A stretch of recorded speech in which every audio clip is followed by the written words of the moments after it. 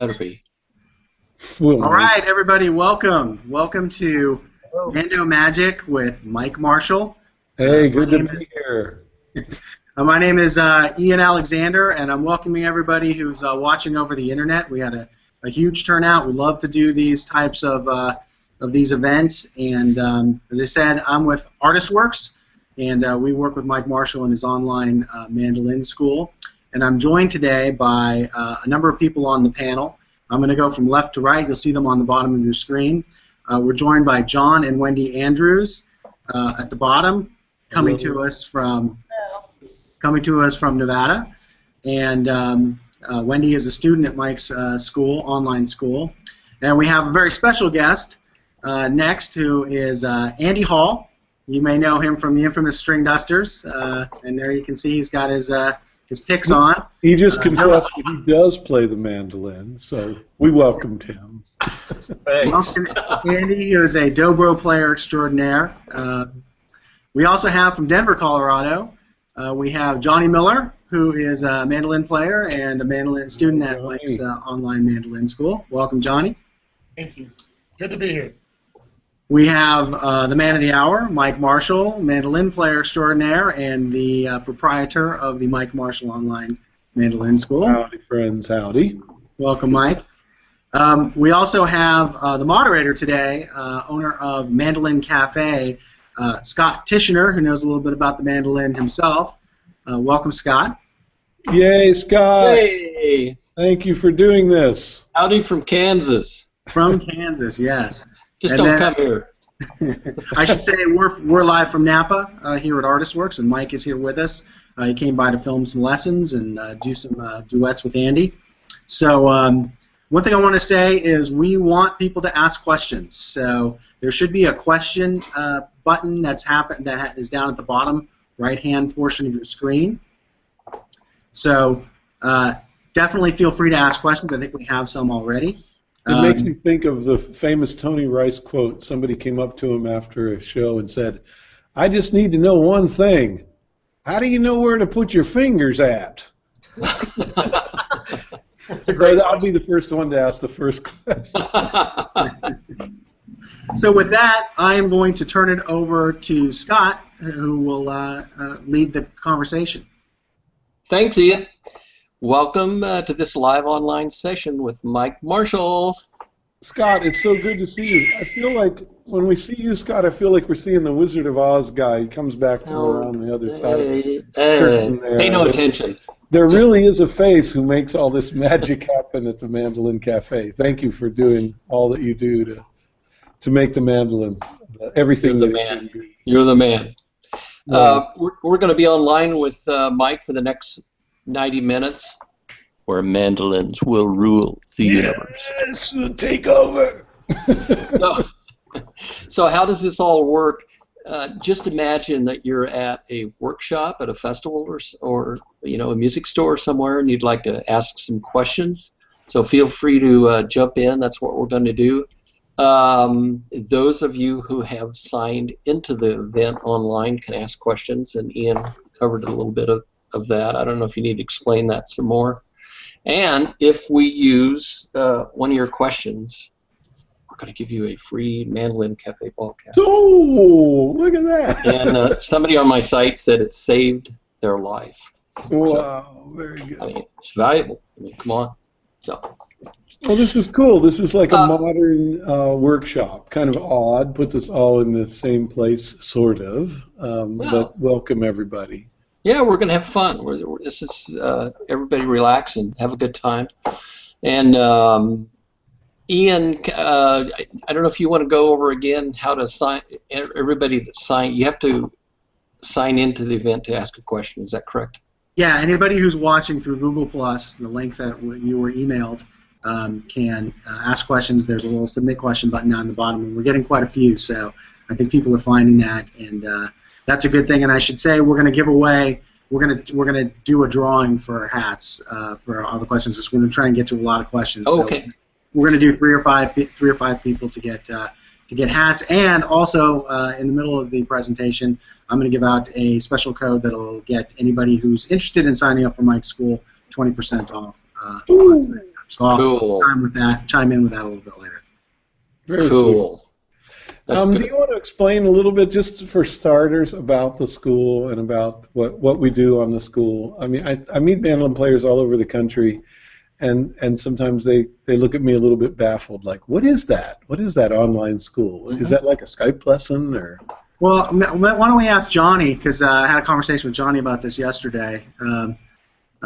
Johnny joined us about, almost a year ago? Or Yeah. Yep. So talk a little bit about what it's like. It's great. I mean, I don't think you could really ask for much more. It's a direct link to obviously one of the great mandolin minds out there, and in my experience in the last year is that not only that, but Mike, I think you're one of the best teachers of anything that I've come across. You know, just I'm so appreciative of it. And I think what makes it so great for me personally is that I have access to it over and over and over and over again. Yeah. Repetition is so much a part of my routine. And so, you know, it's really valuable to have the ear, you know, because I like to slow things down, and I'm not very good with tab or writing stuff down, but I like to memorize in phrases and stuff like that. Mm-hmm. But to have a visual to go with the ear is invaluable. So you always have lessons to go back to if you need something fresh. You always have other people's video exchanges, which I use to go back and find tunes that maybe I've always wanted to learn, or maybe watch a video on a tune I've never heard of, and then all of a sudden it's very, very, very deep in content. And then, I mean, the absolute cherry on top is just getting to interact with, you know, one of my absolute musical heroes. So, Well, Yeah, just quickly to jump in, just so people know, the whole idea is Mike's filmed hundreds of lessons from beginner to advanced. If you're a member, you can go through those lessons. And the cool part is anytime you have a question or you want feedback, you can submit a video of yourself practicing to Mike. Mike takes a look at it. He submits a video back to you, tells you what you're doing well, what you might need to work on, and then you can refer back to that. But the great thing is that even if you don't want to submit a video, there's thousands of video interactions that have happened between Mike and other students, and you can learn from those. So it's just constantly new lessons coming on board, and it's a lot of fun. They're categorized by level and by tune title. So if you But enough about that. Let's talk about the mandolin, and let's talk about playing mandolin. Yeah, okay, you stole my first question now. Oh, really? Well, that was what you explained. It's called your video exchange, right? Right. So, all right. So I don't have to ask that question. There's but, really two parts to the website. There's a part where I filmed a bunch of lessons from absolute beginner, and it's progressive, gradually leading to fiddle tunes and different ways of playing rhythm, and then more advanced, you get into improvisation, and by the end, you're playing some jazz tunes and maybe some classical. In addition to that, there's the video exchange section of the site where you send me a video, like Ian explained. I make a response video back to that. These two videos are linked and put up on the site for anyone to watch. So, you know, most people's reaction to that is, oh, I don't want people watching me get a lesson from like Mike Marshall. You know? But all I can say about that is it's an unbelievably supportive group of people on the site, and they do nothing but compliment each other and cheer each other on. And I think most of you will agree. You find very quickly it's a really comfortable environment, and you get over those nerves after a couple of video exchanges with me. I hope. I still don't think I've ever not been nervous once the camera starts rolling. I know. There's something about like the finality of it all. You know, it's like this. There's another little piece that happens though that I don't think gets talked about, is that people will film themselves and then they'll say, gee, I can't send that to Mike. I better fix that. That one place where I messed up. And then they finally send me like take 10. And what that tells me is that they've actually done a lot of the correcting for themselves by watching yourself play. I had one that took me 35, Mike. Oh, okay. I had a guy say this is take 135. I didn't believe him, but maybe 35. I wasn't that much, but man, I was like, this is not good enough to send, and I just. Hey, that's what we do when we make these records. You know, I don't want to tell you how many takes it took on each of those records I made to get that music recorded well enough for me and my comrades. So it's really no different. So anyway, there's a bunch of stuff that gets fixed there, and then I make these couple of little comments. Here's where I think each could use some work, and the student can watch that 30 times if they want, and really zero in and really hear what I'm saying. In this way, I think you could argue that it's better than a live lesson because the student is really hearing what I'm saying. You know, in a live lesson, you could argue that the student is so nervous to be sitting there next to me that they're like, yeah, yeah, okay, I'll do that. Yeah. They actually aren't hearing anything that you're saying. This is just some observations I've made that I think is interesting about this new way of thinking about education. Anyway, just throwing that. Not to turn this whole thing into an infomercial, because really what it's about is people have questions out there. I really want to know what's on your Mando mind. You know. I've tried a lot of different methods, Mike, and I sat down with many mandolin players in Colorado. I mean, essentially, if I respect them, and you know, I'll throw them some money and sit down and take a lesson just for perspective, like I said in the last exchange that we did. And this is the video exchange method. I mean, it sticks with me more than anything, I think. Oh, it's interesting. Anyone else have thoughts on this stuff? Mary, I'm sorry, John. You guys are being. Yeah, I have a question actually about practice method. In the violin world, you're encouraged to always warm up, always do shifting, do scales, and get to the piece that you're working on.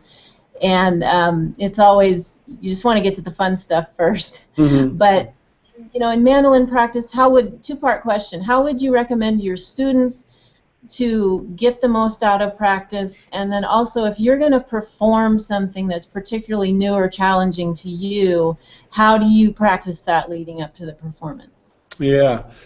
Well, obviously we come, you know, most of us are coming from this folk music background, and folk music is supposed to be fun.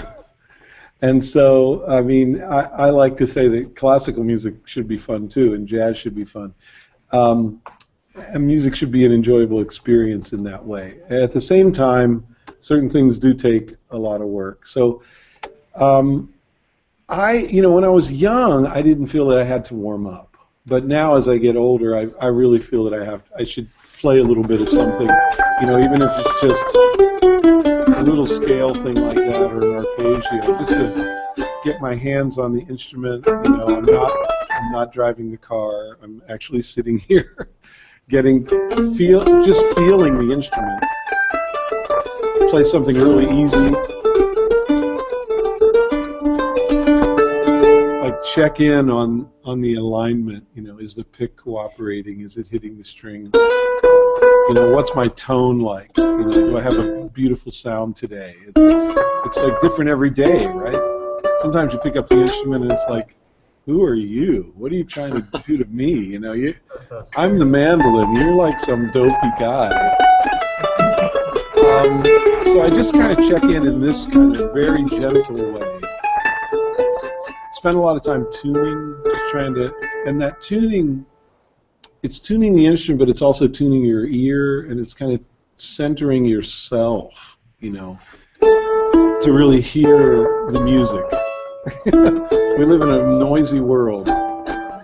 So to get to that place where you're actually feeling musical is, you know, not to be too new agey about it, but it's real, you know.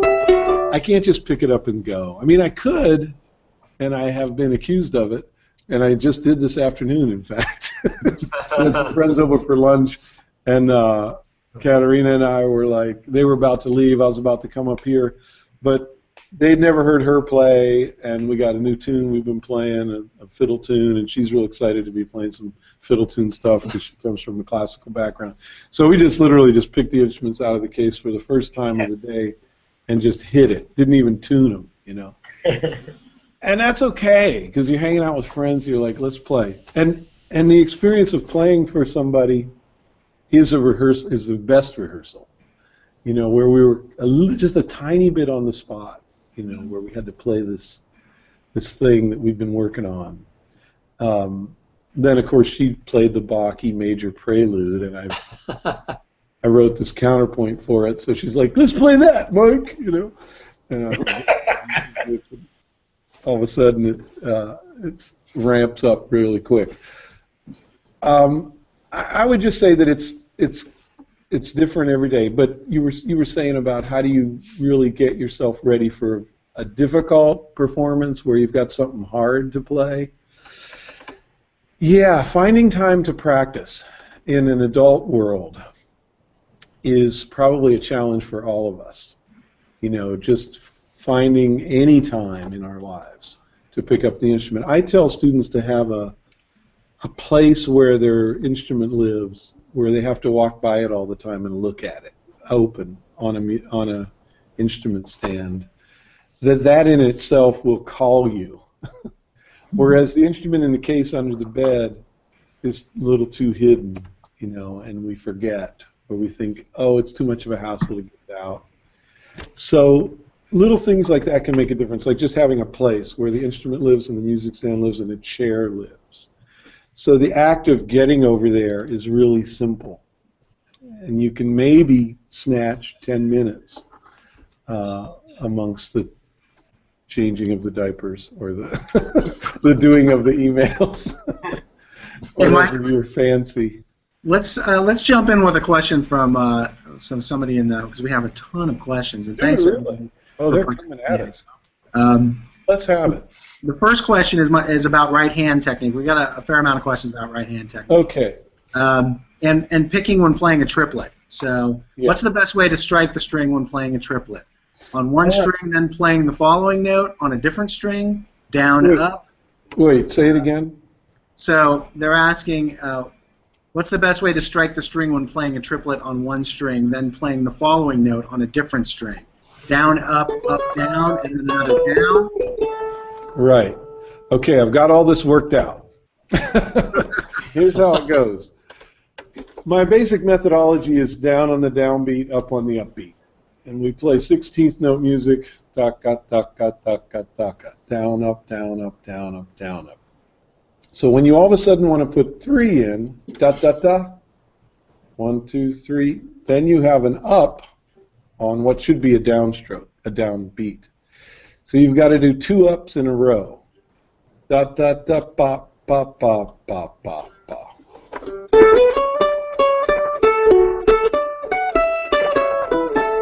The beginning of that was a triplet.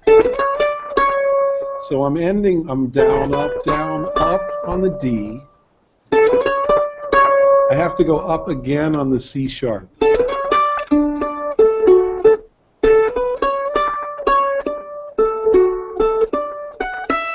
I hope that clarifies it, because it's triplet and then 2 16ths. Da da da da da da da da da da da da da. Down, up, up. That's what's going on with triplets. When it's a triplet into 2 8th notes. Jig picking is something different. In Irish music, when you have da da da da da da da da da da da da, when you have something like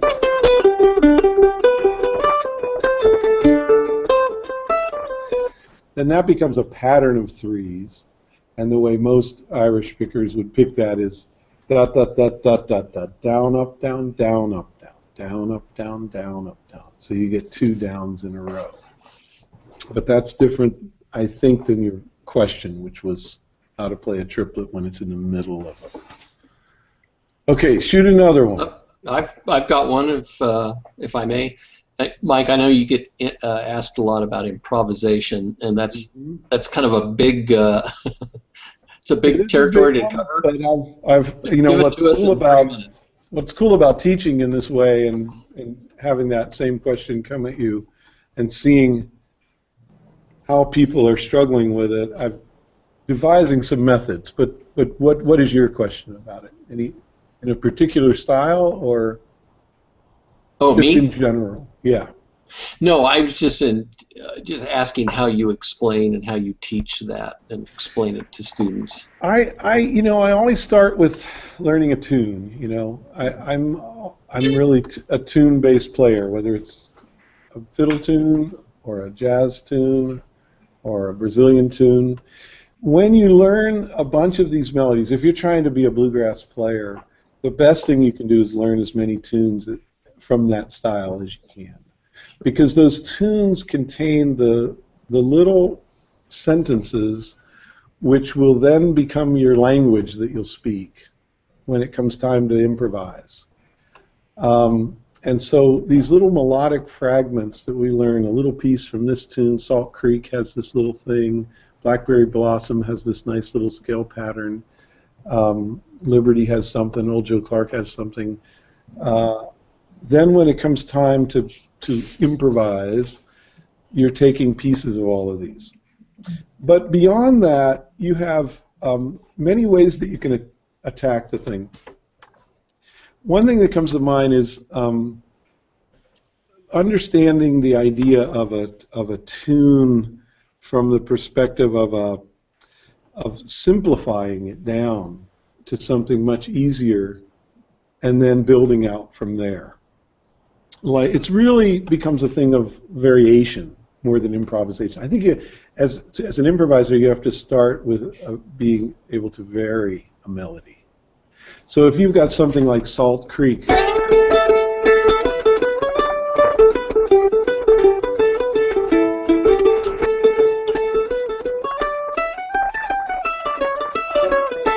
you've got a phrase in A, and then you've got a phrase in G, and then this same phrase appears again in A here, and then you've got this little tag. So what I've been teaching people is how to deal with just this phrase. Just that. How many ways can we sort of say that? 1, 2, 3, and. Or.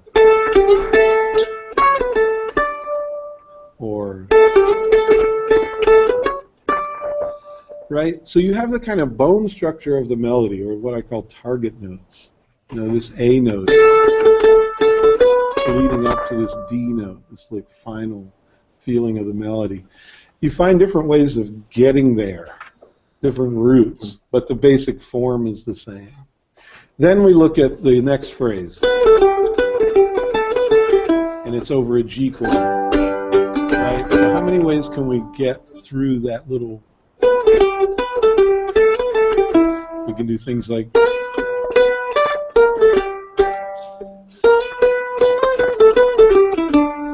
there's lots of ways of kind of negotiating just that G part. Then we come back to that A. It's the same phrase that we just played, so we've got maybe some variations to it. So this is one approach anyway. Coming from a bluegrass background anyway, I think it's been helping people. For a student, I might just I'll assign them like 3 variations to each of those fragments, for instance. And say, here, just incorporate these into how you play Salt Creek. Then get back to me. Send me another video of that, and then we'll add from there.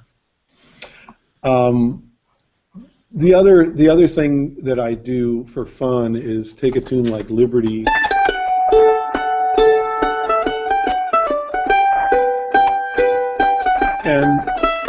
And do things where you just like add notes to it, so you turn it into a continuous stream of eighth notes, but the melody doesn't really change.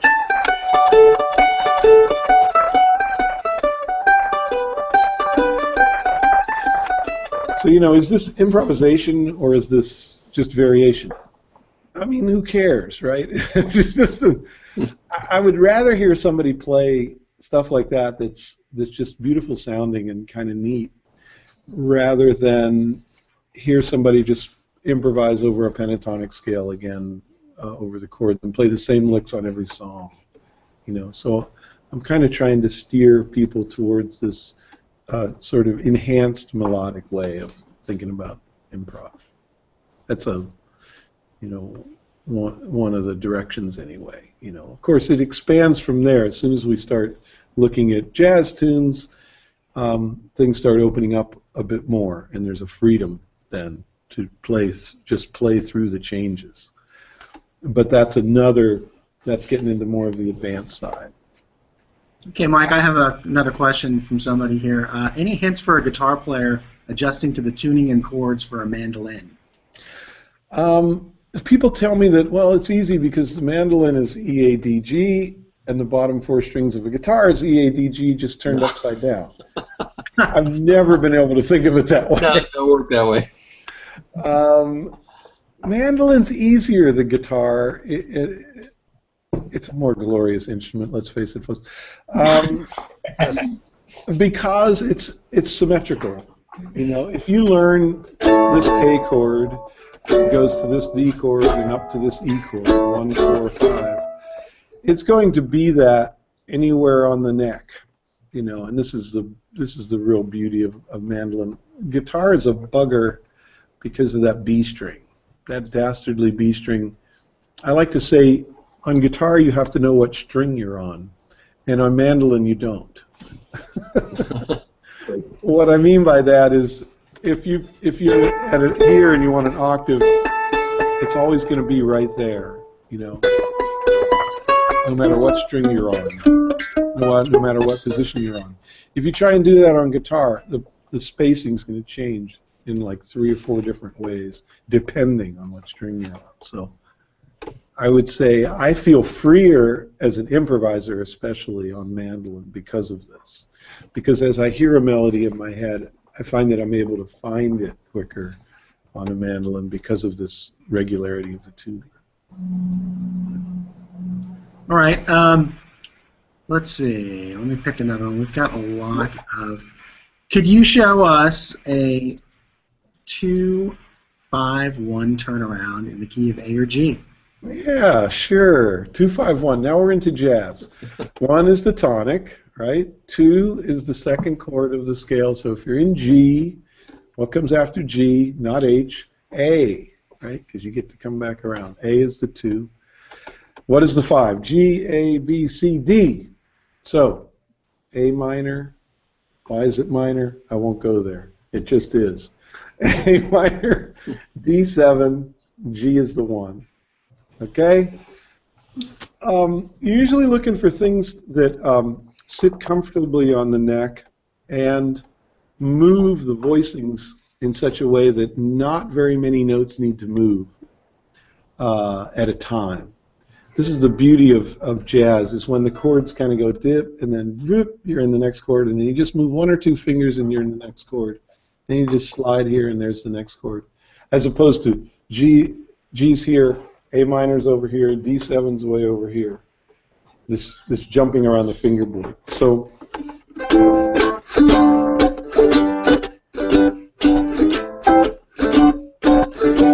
first position using A, this A, E, C, G. That's 2, 2, 3, 3 if you're talking about frets. It's like a double bar. To a D7 would be like this, a nice open position. 2, 0, 3, 2. A, D, C, and F sharp. That's a nice D7. And G, I like major 7 if I'm playing jazz, and it's the tonic chord. So here's a G major 7. 0, 0, 2, 2. G, D, B, F sharp. And you can hear that kind of top note. Makes like a melody, even though you're playing chords. It has a nice melodic pull down. Another one, the most common one you see, I'm going to do it in the key of C because it puts it in first position, is this one here. In the key of C, the 2 would be D minor, the D would be G, the 5 would be G7, and the 1 is C. So this is D minor, that's a C note, an F note, and a D note. 5, 3, 5. You simply move the low note down a half step, and it's a B note, and it's now become a G7 chord. That goes back to that idea of the least amount of motion from one chord to the next is always preferred. It's called good voice leading. One voice leads to the next. And that leads beautifully to this C chord in first position.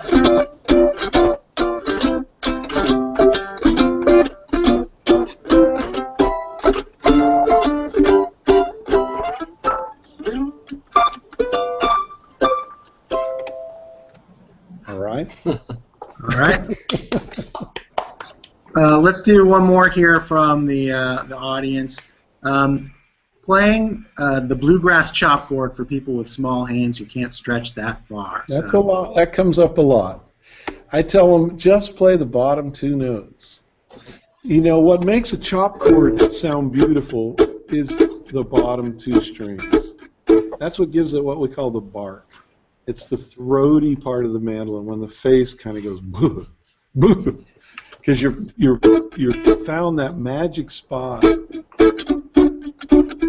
where the instrument really speaks. What you don't want is this, that kind of splatty, letting it ring too long, kind of buzzing, and you're hearing too much of the high strings. And that's what I'll get a lot, is that. And I'm always coaching people to get back on those bottom two strings is where the real action is. So you can play, this is an A chord, and it's gonna propel the band just as much as this. Just as, right, Andy? He fell asleep. Andy, yeah. As a dobro player, that would be enough for you, wouldn't it? That'd be plenty. The low stuff, the growl, sounds great. Yeah. So you still hear, you're really just hearing those bottom two. So that's on an A chord, that's the 9th fret and the 7th fret. And then when you go to the D chord, I mean, you could just play D and F sharp, 7 and 4, and it's going to, as long as you lift so it doesn't ring, you don't want this.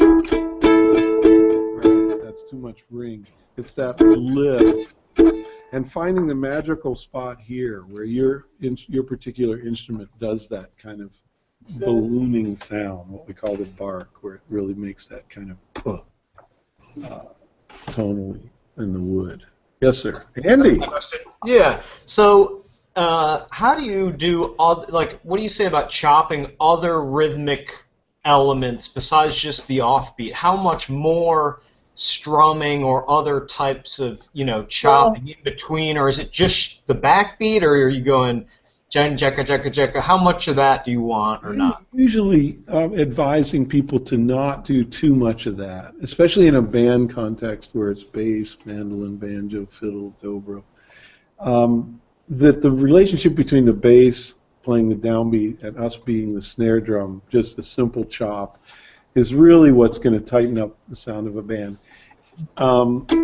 So I'm usually, it's all about, you get boom, here's the bass, right? When I hear a mandolin player going like this, it's usually clouding up the groove because it's really getting right in there with the guitar who's doing that. Yeah. So you've got two people going wicka wacka, wicka wacka, wicka wacka, and too much wicka wacka in your tinka tang, and you got a real mess. You want boom chop, boom chop. All right. Well, Mike, I'd love to hear some playing, and we do have Andy here. And hey, should I go with that? Yeah. Why don't you go and and while Andy's coming in, I'm gonna qualify this by saying that all of what I just said, I'm gonna, of course, not do. Because of two reasons. We're playing as a duet, and that brings in a whole nother component to making music, because there is no guitar here, there is no bass here. Now my role is much freer, and I can play more open chords, and I'll go into chop sometimes, but without a boom, a chuck is, tricky. Right? It can be boom, tricky. chuck, boom, chuck. You only got to chuck, chuck, chuck, chuck. And that's... Should I not do that either then? No, you should. Oh, okay. What I'll do is I'll sometimes switch roles. I'll be the bass. You know, I'm not afraid in a duet setting like this to play. Be the guitar, I call it. Oh, are we in A or are we in G? Let's be an A. Okay. This is a mandolin class. Overall class is in G, mandolin class is in A. We were playing Lovo, Please Come Home. Yeah, We should do it. let's do that. You You know, get, the you other get to hear one- our melodious voicings. Okay, too. shall we sing? We shall. Okay, I think there's no question. great. Love it. Some of my favorite mandolin players sing.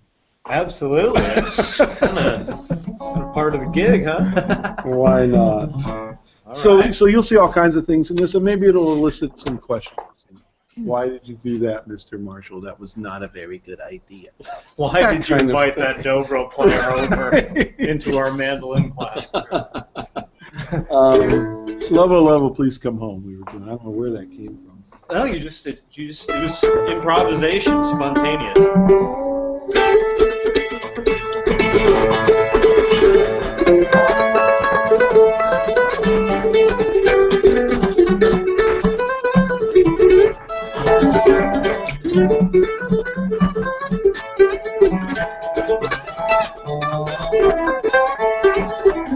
As you read these letters that I write to you, sweetheart, I hope you understand that you're the only one I need. Please forgive me if you can. Sweetheart, I beg you to come home tonight. I'm so blue and all alone. I promise that I'll treat you right. Love, oh love, please come home. Let's hear that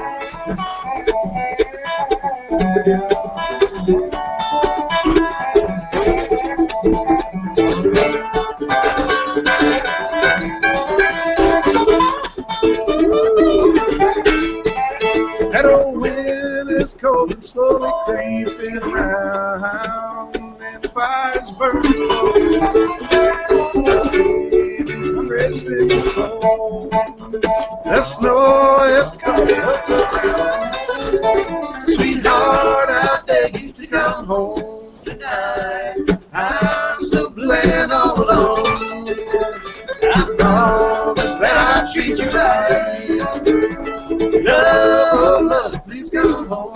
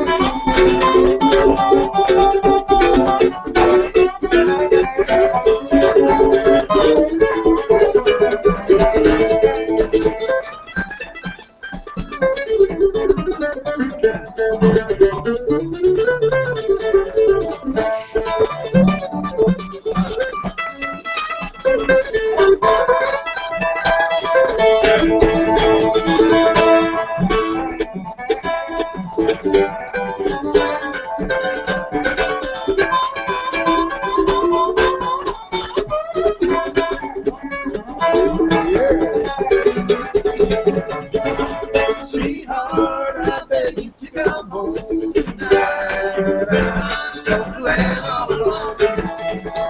I promise that I'll treat you right. Love, oh love, please come home. Yeah. Andy, That was great. how about this guy? This Killing it, baby. Well, it's so fun to play with mandolin as a duo because there's so much rhythm and the melodies going on, and I've tried to absorb some of that strumming. Well, you're chopping like crazy on the dobro. You have something very similar, and yet you can make it sustain and fill out the resonance of the chord. It's fun playing as a duo like that because you can just It's just You wide can open. shift roles. Yeah, I can roll. I can shift roles. I can roll, or I can chop, or I can. We're looking out for each other in that way. Like if he hears me chopping backbeats, and he'll stop doing them and start doing something else. There's a tremendous agility there. It's a sports car that makes corners really well. Yeah, because if you get both of us just chopping an offbeat, that starts to sound pretty odd. Right. So we're, without talking about it, we're making these adjustments. Yeah. And also, it's 2-beat music. You know, traditionally, you know, the old guys would, you know, just do that. But of course, us coming from a slightly more modern take on it, we're not afraid to mix it up, and we're very tolerant of each other. We are pretty tolerant. In a way, Yeah. and this is very important to, you know, depending on the situation, we may choose to play in a more conservative way Yep. with certain musicians and less with others. Yeah, exactly. Yeah, it depends. The two of us seem to be pretty wide open to whatever, so Sure. that kind of goes. But well, the other nice thing about playing in a duo scenario is you get to hear all these different techniques, like on the mandolin. Like you get to hear some chopping, you get to hear some strumming, some. I mean, it's like all the different techniques can get used. And textures. And textures. And you can change texture Yep. on a dime. Exactly. So, you know, there were times when we were almost turning it into halftime. You know, boom, boom, boom, chicka, chicka, chicka, boom, boom, boom, rather than boom, check, check, check.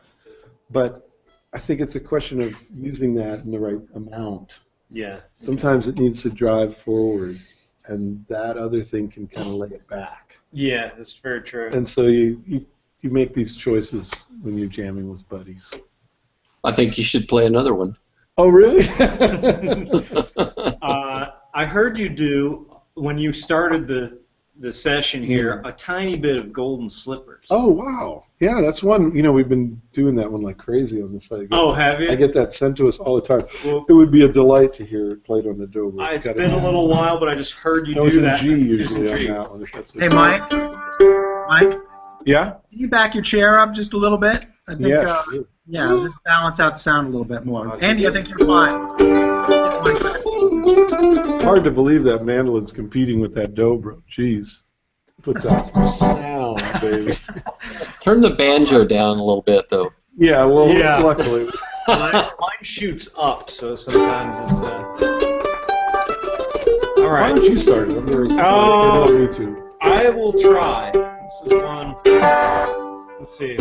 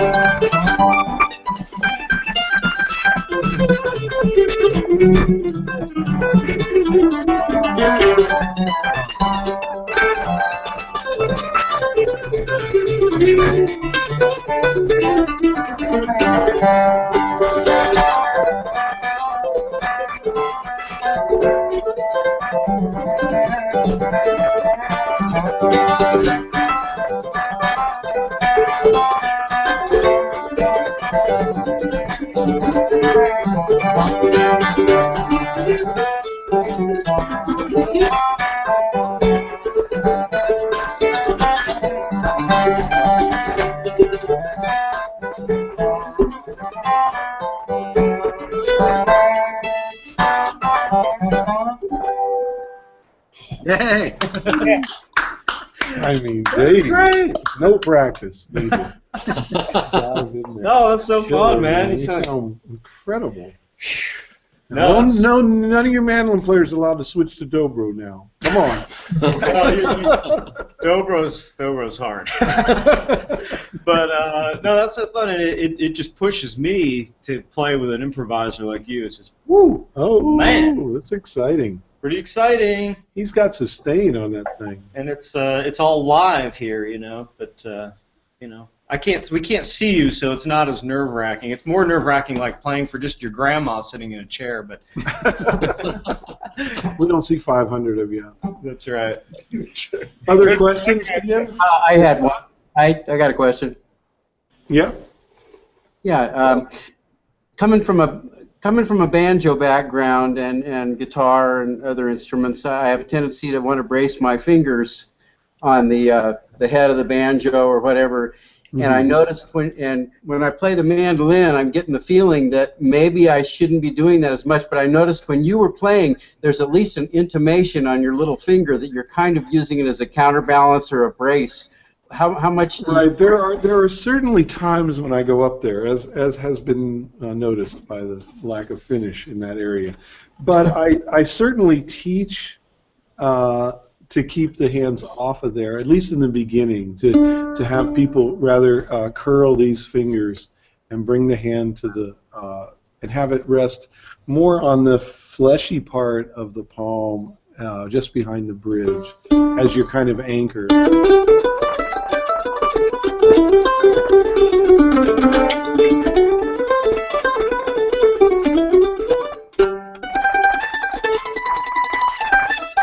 I'm trying to find places where I actually do touch.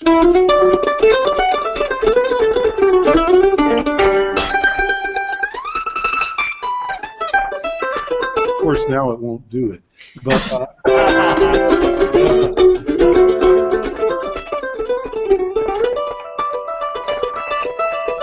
Wonder if-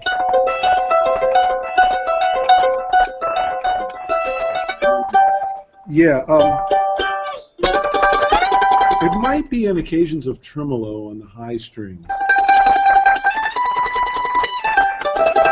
I think that's the main area when I might go up there. But I definitely am not of the school that it's okay to do this on basic back and forth picking. While I say that, one of the greatest mandolin players, Adam Steffi, in the world, does it and makes it work for himself. So everything is qualified by, if you can kick my butt, I'm fine with it. Well, then they better listen to you. Thank you. So I find that it disrupts the upstroke to have that anchor. That it pulls. You're always having this feeling that you're trying to pull away from that style. Upstrokes are hard enough. The upstroke is the hard one. That's for sure, folks. Most people have a lot of trouble getting that upstroke to speak as fully as the down. Like you hear a lot of, and because a lot of the music we play is 2-beat music.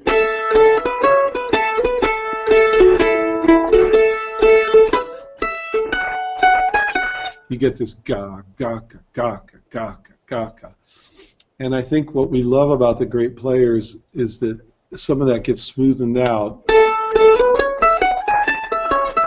where each note is the same, and I'm always preaching that it's all about that upstroke being really solid.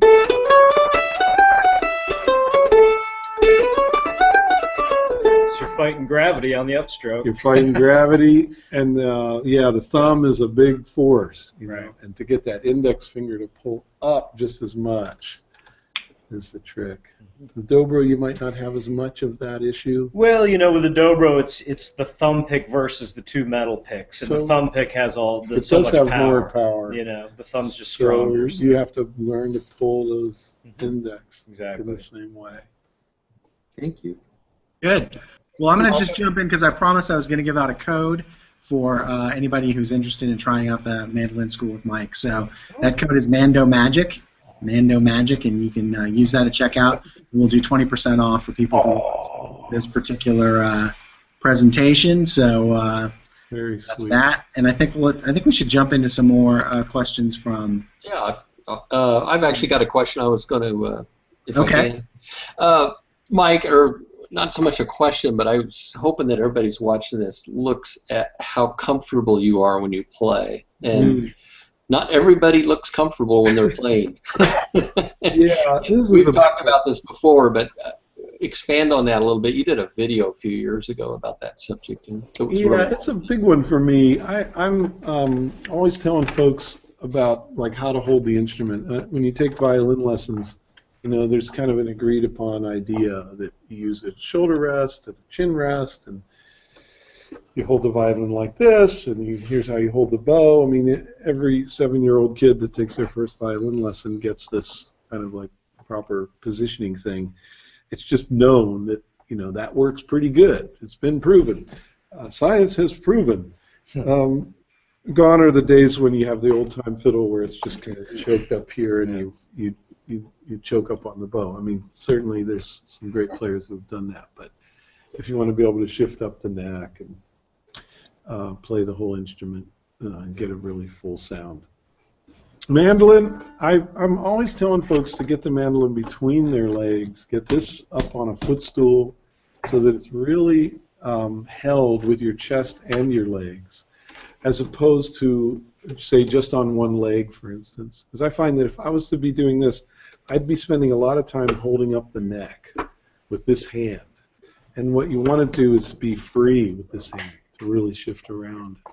And, you know, there's a lot of players that play with just over one shoulder, for instance, and the strap over here. And I love the quote about Earl Scruggs and those guys and why they held their instruments this way. And it was because when they got done with the show, they didn't want to have to take their hat off to get their instrument off. So, Style first. you know, maybe not, you know, geometrically balanced. Yeah. So anyway, just thinking about those things. If you watch Chris Thiele play, you know, he's got this way of kind of hugging the whole instrument. Yeah. And really cradling it. Bela Fleck, the same thing. These guys will always put their foot on something. Even if they're putting this foot on their left foot, which is turned sideways. You'll see that. To get a differential there so that the neck is angled. So a lot of what I do on my site is the first lesson I'm trying to straighten out these things and help the player just make it easier for them. It shouldn't look tense, you know. If there's tension anywhere, whether it's up in your shoulder or a lot of times it's these fingers, the fingers that aren't even playing, they're doing something really goofy, and they're tensing up the hand in a way that, you know, you just want to let the energy flow. You know, it should be relaxed. Everything should be relaxed. You know, all the great players, whether it's Jerry Douglas on dobro or Bela on the banjo or Edgar on bass, you never see tension in what they're doing. Well, I was just going to say that about something going. It's pretty intense. Yeah, it translates well though. But you know, Brian Sutton is the same way with his. I mean, that's so big for him. His relaxed style of playing. I know he teaches a lot of that too. He does too. And it's a gigantic sound. It's a huge sound, super relaxed. Yeah, you can get almost a bigger sound if you can relax in the right way, for sure. Actually, I was going to say that, Andy, you look really. I mean, it's just when you see good musicians and the way they bond with their instrument. I mean, you look like you know what you're playing before we hear the note. I mean, it looks good. Well, that's a big one. We were talking about that earlier we were discussing improvisation and how much of it is really about rhythm, and it's about the placement of the note in the rhythm, it really in time with the rest of the band. You know, as a player, are you capable of having a big part of your brain focused on what you're doing, but some like 10% or 50 or 80 is really focused on the other musicians in the room, and whether what you're about to play has intention that's really based on where that groove is, and whether you're nailing it right where you want to put it, or whether it's kind of, I don't know how that happened. I'm just going along, and you know what I'm saying? The rhythmic element of those things almost has to be there first, and seems to have the biggest impact, like on a listener. You know, I think we listen for groove more than we listen for notes as just human beings. You know, and so yeah, when you're playing with somebody else, being able to fit with their groove and establish a groove together that's like number one. That's and number the one. notes that come after. No matter what style, whether it's Irish jam at a bar or a classical Baroque ensemble, they're all looking for the same thing. Yeah. Are we moving together? And the more comfortable and relaxed you are with your instrument, even just holding it, the easier it is to do that. Because a lot of times we find ourselves rushing. The hard part is actually to lay back and play, right in that pocket. And if we have tension in our body, we're not holding it right, it leads us to tension, which is a lot of times rushing. You got to be relaxed to play in the pocket. Okay, so on that same note, we've got a question about pick grip. You talk about position. So could you talk a little bit about your specific pick grip and how that may change based on the style you're playing? Chops, breaks, tremolo, etc. It doesn't change hardly at all from chop to rhythm to melody. The way I teach it, and the way I found to get the most relaxed right hand, is if you put your hand over your leg like this and let the fingers just dangle without any tension in them, that's really it. If you put the pick on the index finger and then the thumb on it and bring that to the instrument, see how they're curled really softly and naturally? That's pretty much what I do. And the other thing I tell people is touching. You'll see a little green spot here from the phosphor bronze from where I'm touching behind the bridge on the strings. But again, it's lightly grazing. It's not anchored. And the other thing I talk about is getting the pick to hit the string at a slight angle, so that the front edge, this lip here, closest to the headstock, hits the pick first. I'll make it more extreme. You hear the shimmer. But the way you do that is by lifting the headstock slightly. You don't do it by turning the pick and tensing up the shoulder like that, right? The hand comes to the instrument, and then just a tiny bit of a lift of the headstock is going to give you that nice dark tone. If you hit the pick on the string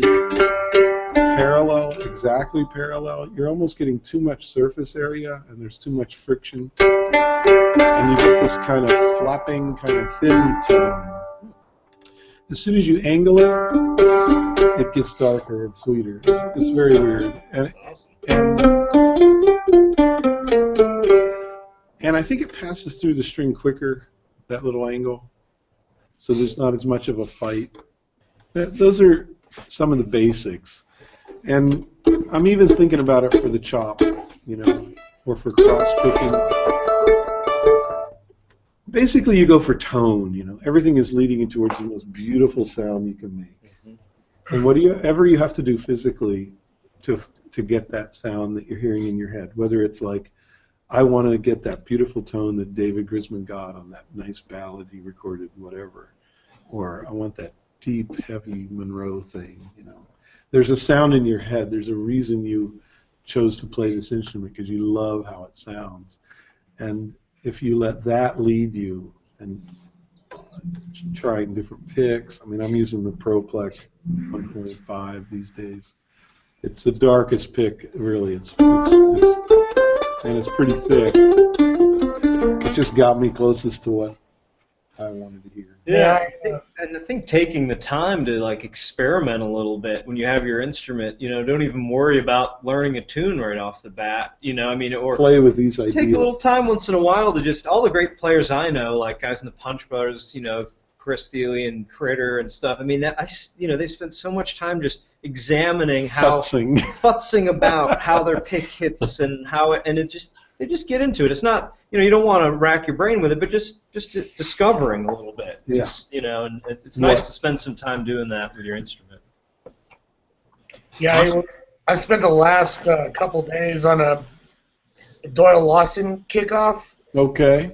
From the Bluegrass Album Band Volume 2. Oh boy, it's got to be a killer solo. Hot stuff. Yeah, man, I just just one of those moments where it clicks in your brain and you're like, that is one of the coolest things I've ever heard. And you just do everything you can to copy that, every little nuance in it, right? Exactly. Yeah, and going back to what you're saying there is like, I still haven't heard myself play it the way that it sounds to me. Yeah. And I'm gonna continue on it until I can. That leads me to just like a similar right-hand question, being maybe I just need more metronome work with the tremolos, and it's one of my weaker points of my playing, and I think probably my next exchange will be about it. But I have trouble.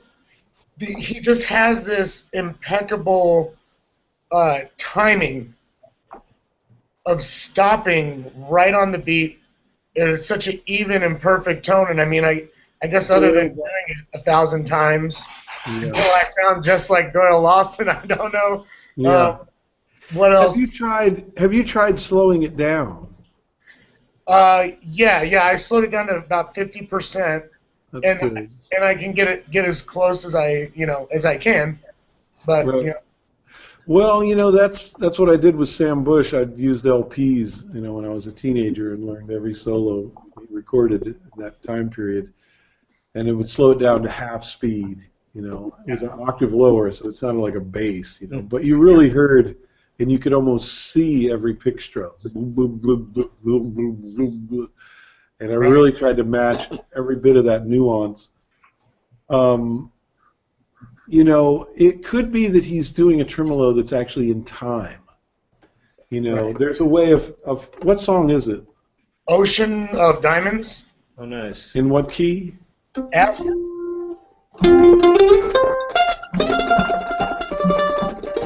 No, was it start on an F? Or Like yeah.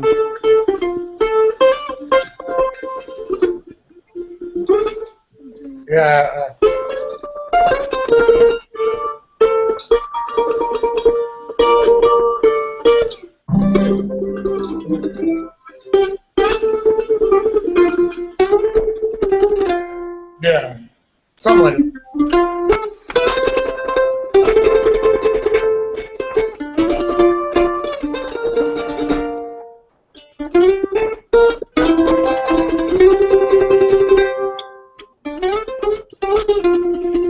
There's a way to tremolo in bluegrass that's like a fast waltz, right? Yeah, it is. It's like yeah.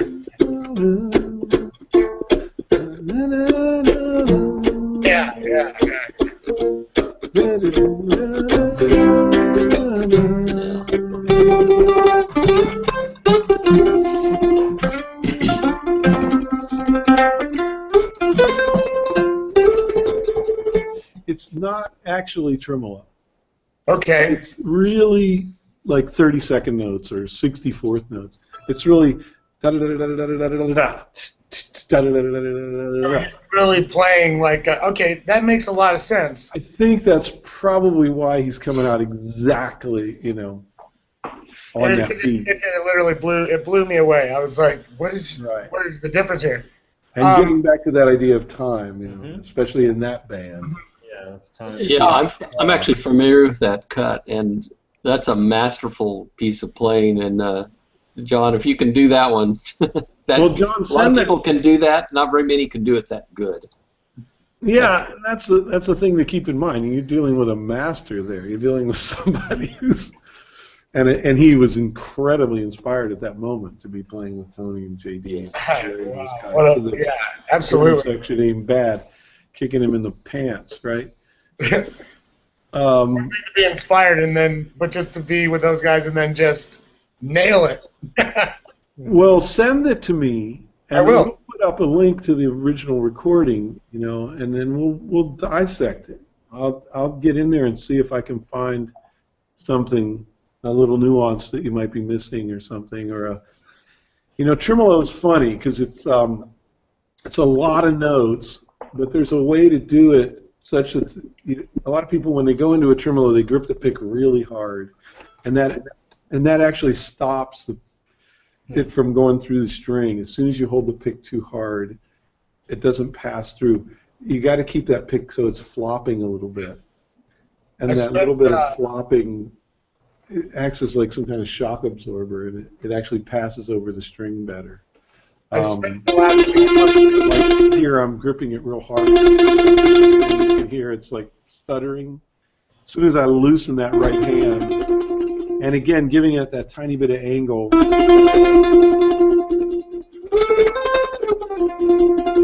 it smoothens out, And I also talk a lot.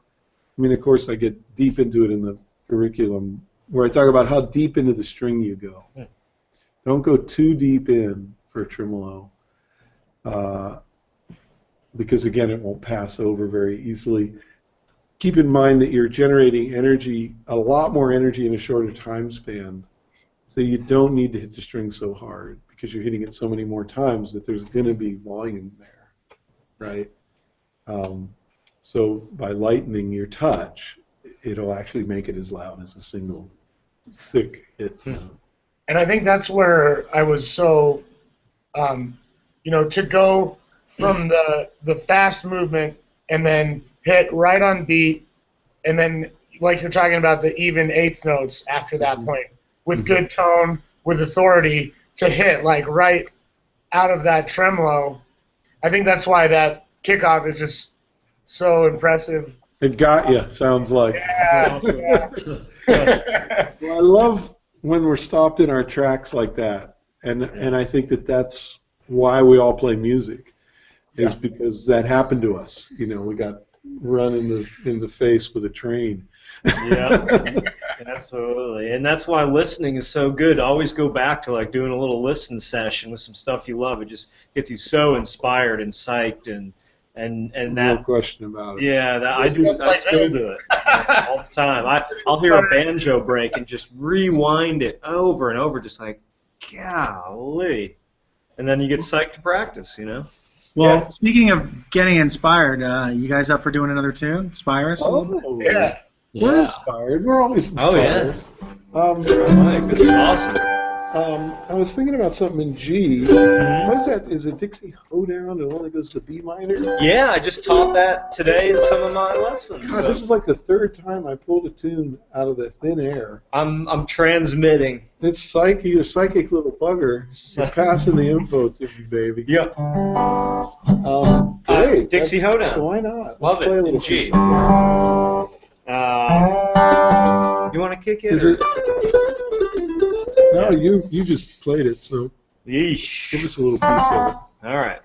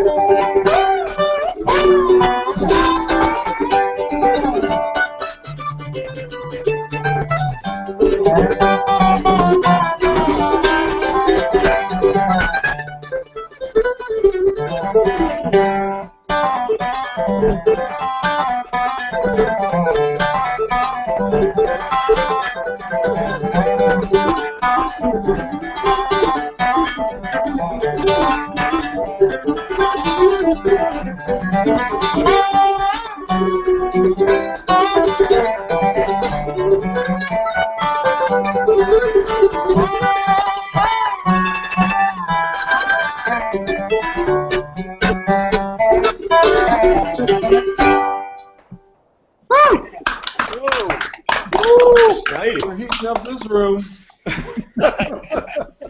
Lordy. That's fun, man. I'm schwitzing. Well, that was great, and that leads to kind of a question here maybe that's tied into what you guys just did. The question is, what are your suggestions for memorizing chord progressions for tunes? I find myself practicing the melody to the point where I've got it memorized fairly quickly. However, when I want to play the song with others, I nearly always have to look up the chords. Oh, wow.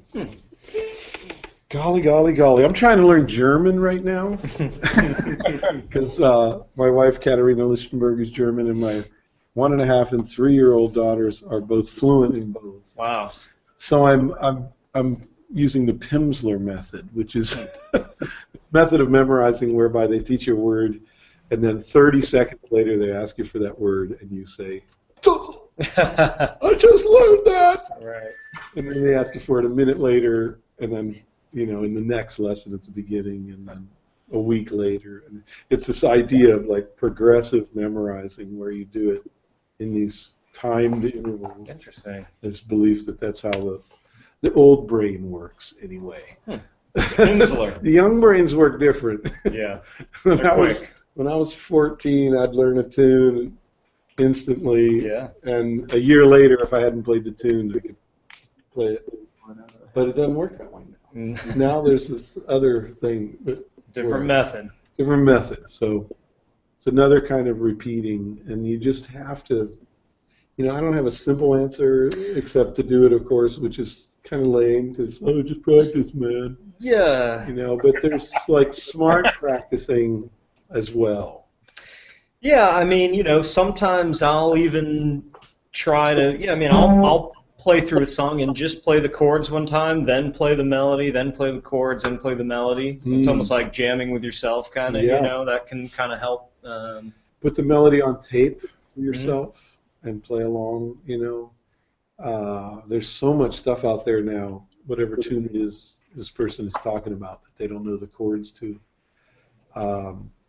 Just play the chords. Yeah. You already know the melody. Be a rhythm person with a CD or with a backing track or whatever, I think a lot of us practice what we already know.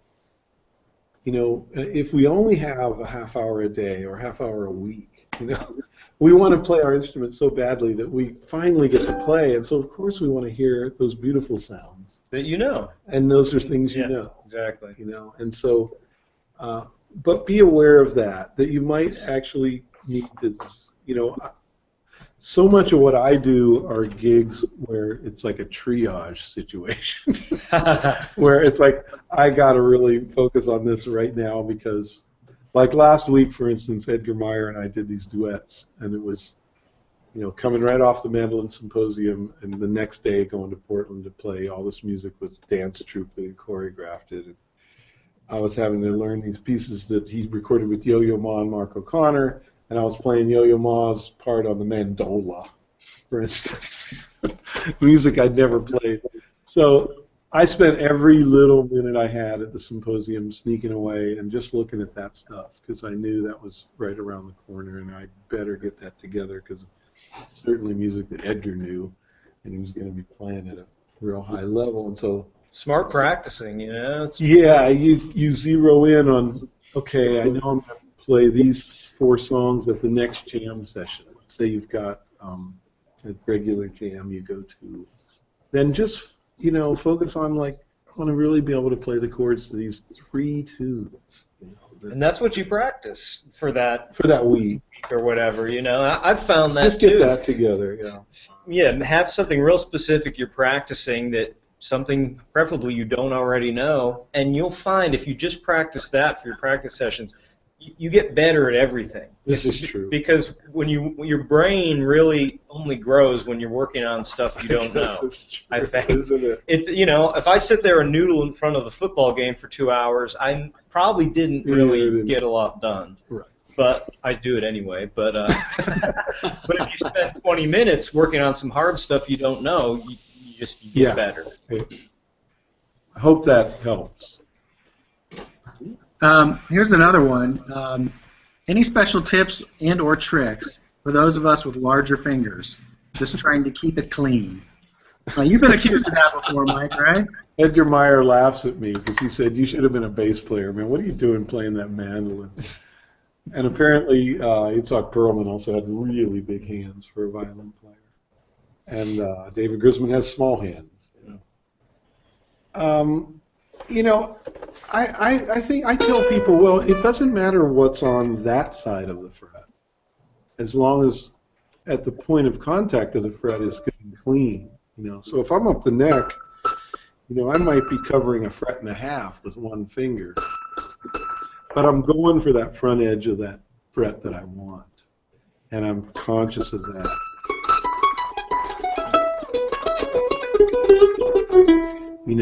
Sometimes we do what violinists call replacing. If I'm up the neck trying to play a half step, well, I can't get 2 half steps in next to each other and leave that finger down. So I've got to get stuff out of the way. I've got to do that like that. Chris Steele could probably do it like this, leaving the 3rd finger down between F and F sharp. But you just do that. You just move it out of the way. That's awesome. It doesn't necessarily take.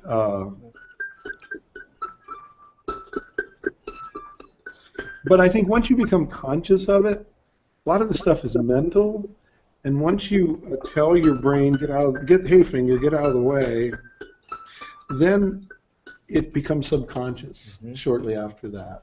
And it's just a physical move that you've trained your hands to do, and so you really don't think about it anymore. But this kind of attention to detail is... And I might choose fingerings that are conducive to having big hands, rather than cram a bunch of things together. I might open it up, or use 2 fingers in place of one, to do a shift instead of trying to cram 2 fingers together. Things like that. Hey, Ian, do we need to draw for those hats, or are we going to do that later? I think we can do that later. Everybody who signed up for cool. For the who registered for the show today, we have your email address, so we can email out to you. If you didn't register and you asked a question, you can send an email to me, ian@artistworks.com, and I'll get your information, and we'll pick from the people that who have asked questions so far. Before we get done, I wanted to ask you a question, Mike. I know you've got some new albums coming out, and if you could just take like a minute or 2, I'd like to hear about them. Yeah, well, recently, the most recent one I did with the Turtle Island String Quartet. Yeah. And they're just an amazing jazz string quartet. I've known them since they started. Darrell Anger was in the group, of course. I started the Modern Mandolin Quartet at the same time he started the Turtle Island Quartet. So it was great to finally connect with them and play some music. Dave Balakrishna, the great violinist and composer in the group, wrote a piece, a 4-movement piece for mandolin and string quartet. And it's just fabulous, amazing piece. And I arranged some of the old chestnuts of mine that have been around for a long time for those guys. So that's out, and then the Choro Famoso finally released its second CD after, what, 8 years or more. And this is a Brazilian Choro group that I've had since then. And boy, these guys just, Colin Walker on 7-string guitar, Brian Weiss on pandero, Andy Connell on clarinet, and I'm on mandolin. And we spent a lot of time over the last 2 years getting together at the Mandolin Symposium primarily, working on new material and searching tunes. Because, as you know, with the Brazilian mandolin music, there's so much music to choose from, and it's all great. And so the hardest part was choosing what music to record. But these guys just, their groove, I mean, getting back to the idea of the groove being everything. From the minute we walked in the studio, I mean, it was just this pocket that was so easy to play to. There was just no fight. It just happened. We recorded 17 tunes in 3 days, which is kind of absurd. It's a marathon. It's a marathon. Great. They didn't stop, but it's all out on adventure music. And then my wife and I, Katarina Lichtenberg, just recorded an album where I'm playing Mando cello and she's playing mandolin, and it's all duets of Johann Sebastian Bach. So we recorded all of the 15 two-part inventions, where I'm the left hand of the piano and she's the right hand. And then he wrote 4 organ pieces in the back of his organ book, which he calls organ duets because he doesn't use the feet at all. It's just the 2 hands of the organ. And so again, I was the left and she was the right. And then we recorded 3 canons from The Art of the Fugue, his fabulous masterpiece of counterpoint fugue writing. And these are just amazing duets. It absolutely kicked my Mando cello playing butt, let me tell you. So it's a whole CD of me on Mando cello and her on mandolin. And she knows so much about Baroque music, and her concept of how to interpret Bach is really profound, and I learned so much being with her and working on that music. We worked on it for 2 years before we're going to the studio. It was the total opposite of the Brazilian Choro. Right. It was this thing I just had to dive deep into on the Mando cello, especially learn how to play that instrument all over the neck in all the keys. And I'd like to hear that. deal with the fingerings. I put her, so that I wouldn't drive her crazy, I put her part into a music program, and I played along with that. For practice. As a way of practicing the duets. Yeah. Thank you. Great. One more from the audience. I'm sure this is on everybody's mind. A style versus F style, oval hole versus F hole. It's like trying to pick favorite children, folks. They're all so beautiful, and you know the best mandolin is the one you love. If you're doing the bluegrass chop, there's an argument that these F model mandolins have that bark I was talking about for the rhythm. Why is that, by the way? I think it has something to do with the bracing. These have 2 braces, and the F holes, and this face really acts like a speaker cone, a circle that's bouncing up and down. And an overhole mandolin has the hole right there, and so I don't know if there's not as much surface area, or maybe there's not as much tension on the top. But for beautiful sustain music, that overhole, that Gibson A model, or a beautiful Lion and Healy, there's nothing that makes that sound, And so I smile every time I hear one of those instruments. Maybe you could argue that you can't lean in on them as hard and play them with the kind of force that you can these. But God, what a sound, especially mandolas. That's like clouds of tone. Is there a place for resonator mandolin? There's a place. Where is it? My house. I want one. No. Send me one, please. Rich Del Grosso has that beautiful match. Yeah. God, Cool I want one of those. So You should have one. that's my Christmas present. Nice. For sure. I had a dobro mandolin for a short time. Nice. And strung it up high, action at the nut, so I could do this ambush thing. Some with the slide, yeah. Open D chord. But I traded it for a Fender Electric. Oh, nice. Solid body. Very cool. Which I then traded for a mandola, Gibson A model mandola. Oh, nice. Yeah. So one cannot have too many mandolins. No. One of my students actually said that he has to thank me because we were talking a lot about tone and pick, and it seems like you get a little more of that mandolin. Really, it's held back a little bit. And he said, I want to thank you because that little thing you said, I was able to convince my wife that I needed a new mandolin. Yeah. That's the big part of our job as teachers is to help our students figure out how to get the good instrument. Enablers. We'll help you. Yeah, we are enablers. We'll enable you in any way we can. Pushers. You're my kind of guy. Right. Well, listen, guys, it's been great. We're running towards the end of our time here. It's an hour and a half this time. I want to thank you. Fast, doesn't it? It just flies by. I want to thank Mike and Andy for doing a great job.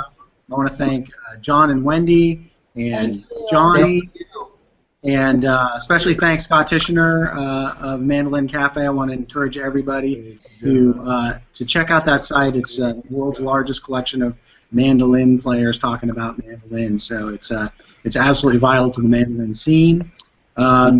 And I also want to reiterate the code to get 20% off of Mike's school is Mando Magic, and that'll work for you. And I also want to point out that we're doing this through Google Hangouts, so the video's not quite as crisp and clean. Definitely when you the way in Mike's school we use high def video, and it's one of the benefits of being able to exchange videos is you get the best quality and you're able to see exactly what's going on. So thanks everybody for joining us. I had a lot of fun. And Mike and Andy, do you think you can maybe play us out?